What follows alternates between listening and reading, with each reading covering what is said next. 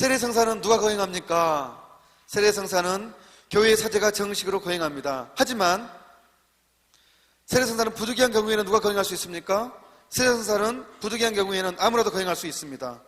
예, 자, 중요합니다. 만약에 죽음에 임박했을 때는 천주교 신자가 아닌 사람도 세례를 줄 수 있어요. 죽음에 임박한 사람이 평소에 이 사람이 천주교를 믿고 싶었던 지향이 있었어요. 그러면 그 사람에게 세례를 줄 수 있어요. 자연스럽게 그 이마에 물을 부으면서 나는 성부와 성자와 성령의 이름으로 김계동에게 세례를 줍니다. 그러면 이게 유효합니다. 세례명까지 몰라도. 왜냐하면 그 정도로 세례를 받고 죽은 것이 중요하기 때문에 죽음에 위급한 사람에게는요, 아무라도 세례를 줄 수가 있어요. 천주교 신자가 아니라도 이 방식만 알면 그래도 유효합니다. 그래도 천주교 신자도 물론 줄 수 있고. 예. 여러분들도 죽음에 임박한 사람이라면 물 가지고 그냥 머리 물 부으면서 나는 성부와 성자와 성령의 이름으로 누구누구에 세례를 줍니다. 그러면 돼요. 예. 그러면서 교회 사무실에 신고하면 돼요. 예. 누구에게 대세 줬다고. 그러면 됩니다. 그러면 그게 유효해요. 그게 얼마나 큰 착한 일인지 몰라요. 엄청난 선행입니다. 엄청난 선행, 그것이. 예. 그래서 항상 그리고 어린이한테는 바로 부모가 못 주게도 몰래 세례 줄 의무가 있어요. 어린이에게는 부모가 내 자식이니까 주지 마 그러면 몰래 알았어 보기만 하나 괴롭고 세례 원은 줘도 돼요. 나는 성부와 성자 성령이라는 빨리 해가지고. 예. 예.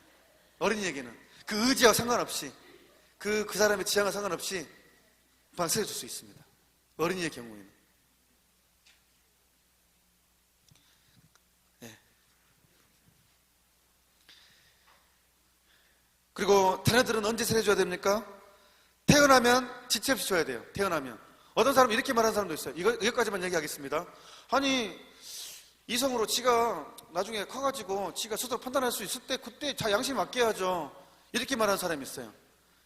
그럴듯하게 들리죠. 강제로 어떻게 신앙을 강제로 줄 수 있습니까? 부모가 지가 나이가 다 철 들고 해서 자기가 판단해야죠.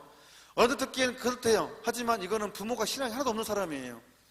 만약에 자녀가 엄마는 학교 안 갈 거야 그러면 그래 잘했다 네가 판단해 그럽니까?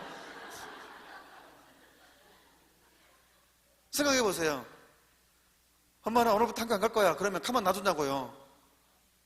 매를 들죠. 내가 세례받고 하느님을 체험한 사람은 어찌 자녀에게 세례를 안 줄 수 이 큰 은총을 자녀에게 거절할 수 있겠어요. 부모는 당연히 자녀에게 좋은 걸 주는 게 부모인데 이 엄청난 은총을 그래 네가 판단해봐 할 수 있겠어요. 부모가 어떻게 이 어마어마한 은총을 어떻게 부모가 방치하고 있어야 되겠습니까? 이 세례 은총을. 그렇게 말한다는 것은 아예 세례선사가 무엇인지도 모르고 구원이 무엇인지도 모르고 세속적인 게 들어왔기 때문에 그런 판단을 내리는 거죠. 당연히 부모라면 당연히 이 엄청난 은총을 빨리 주고 싶죠. 그러니까 우리는 아기를 낳자마자 줘야죠. 여건만 허락되면. 예. 요즘 근데 아주 잘못된 이 자유주의자들이 많아가지고 애들한테 맡겨라. 인간은 신앙에 자유가 있다. 이렇게 말해버리면 자유가 있죠. 근데 부모가 자식한테 그럴 수가 없죠. 내 신앙 어떻게 우리 신앙을 증거하는 건데. 예. 뒤에는 세례에 거행하는 양식 나왔습니다. 밑에 185쪽 밑에 세례를 거행하는 양식은 나는 성부와 성자와 성령의 이름으로 당신에게 세례를 줍니다 하면서 맑은 자연수로 이마나 머리를 씻으면 됩니다 나왔어요. 세례받은 자들에게 성인 성령의 이름을 붙여 법명을 정하여 주는 이유는 무엇입니까?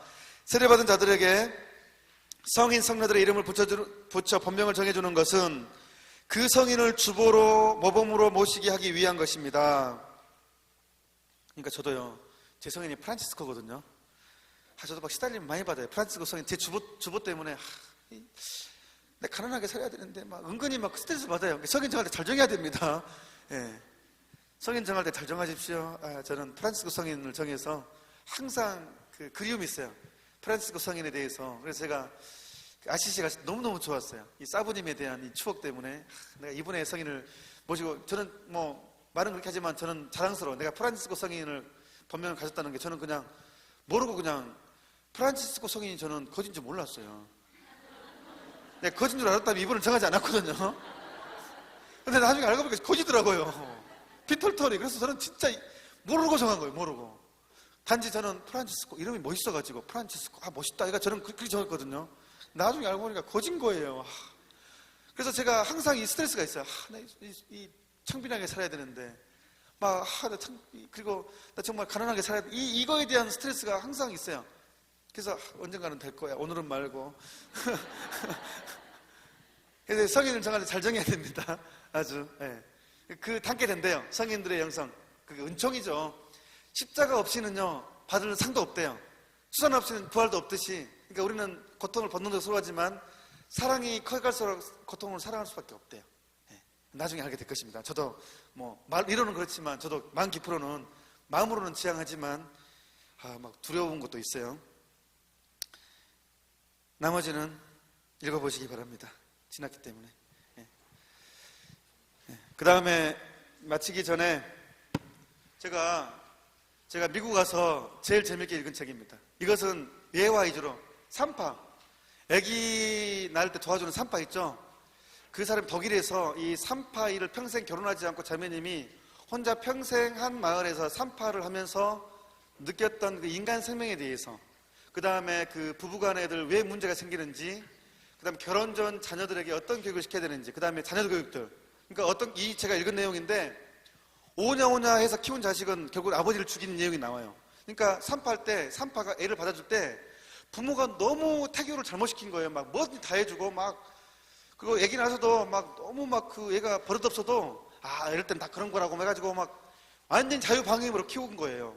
다 해주고 부자여가지고. 그러니까 결국은 자식이 부모를 죽인 사건이 나오는 이 안에 들어있어요. 그러니까 그 얘기.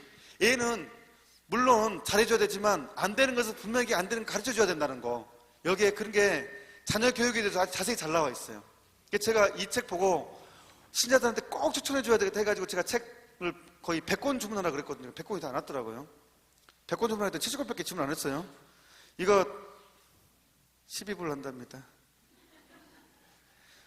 정말 중요하니까, 이거 진짜 재밌다니까요. 그리고 이 애들 교육을, 내 자녀들 어떻게 해야 되는가에 좋은 지침이 될 수 있어요. 실제적인 예화들만 있으니까 어려운 말보다는 실제 애기들 이야기, 또 부부싸움 이야기, 그 삶에 우리가 이해할 수 있는 삶의 이야기들이 있는데, 행복한 유산. 그래서 이 사진에 나온 사람은 신부님 됐대요. 신부님.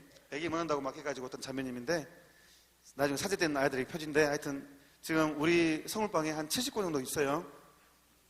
예, 사시려면 사시고 말라면 사시기 바랍니다. 정말 좋은 책이에요. 저도 아주 오랜만에 아주 보물 같은 책 발견했는데 추천해 드립니다. 영광이 성부와 성자와 성령께, 성부와 성자와 성령 이름으로. 수고하셨습니다.